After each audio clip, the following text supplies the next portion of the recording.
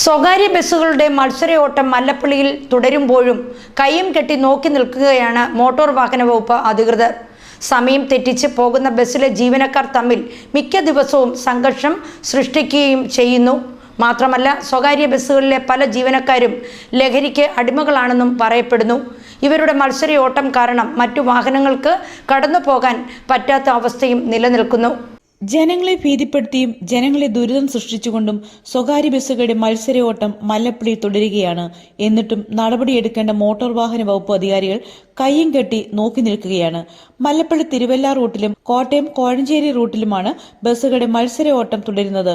ഇത് സംബന്ധിച്ച് special branch police നിരവധി തവണ റിപ്പോർട്ട് ചെയ്തിട്ടും യാതൊരുവിധമായ നടപടിയും സ്വീകരിച്ചിട്ടില്ല എന്നതാണ് ഞെട്ടിക്കുന്ന വിവരം.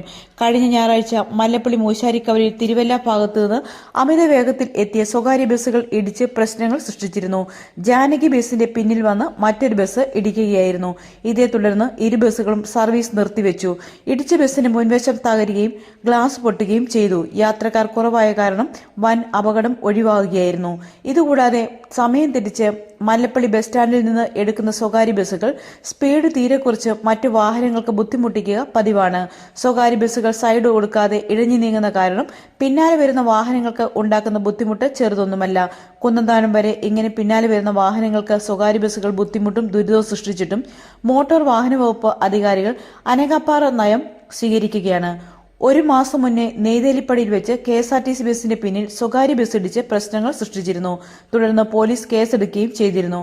മല്ലപ്പള്ളി തിരുവല്ല റോഡിൽ സ്വകാര്യ ബസ്സുകൾ തമ്മിലാണ് മത്സരമെങ്കിൽ കോട്ടയം കോഴഞ്ചേരി റോഡിൽ സ്വകാര്യ ബസ്സും KSRTC ബസ്സുകളും തമ്മിലാണ് മത്സര ഓട്ടം. ഇതുകൂടാതെ സ്വകാര്യ ബസ്സുകളിലെ മിക്ക ജീവനക്കാരും ലഹരി വസ്തുക്കൾ ഉപയോഗിച്ച ശേഷവും മദ്യപാനവും നടത്തിയ ശേഷവുമാണ് ജോലിയിൽ പ്രവേശിക്കുന്നതെന്ന റിപ്പോർട്ടും സ്പെഷ്യൽ ബ്രാഞ്ച് നൽകിയിരുന്നു. എന്നിട്ടും നടപടിയെടുക്കാത്ത മോട്ടോർ വാഹന വകുപ്പ് അധികാരികളുടെ നിലപാടുകൾ അപലപനീയമാണ്. മനുഷ്യജീവനുകൾ വെച്ച് ബസ് ജീവനക്കാർ അഴിഞ്ഞാട്ടം നടത്തിയിട്ടും ഇവർക്കെതിരെ നടപടിയെടുക്കാതെ നിൽക്കുന്ന മോട്ടോർ വാഹന വകുപ്പ് അധികാരികളുടെ നിലപാട് സംശയം ജനിപ്പിക്കുന്നതാണ്.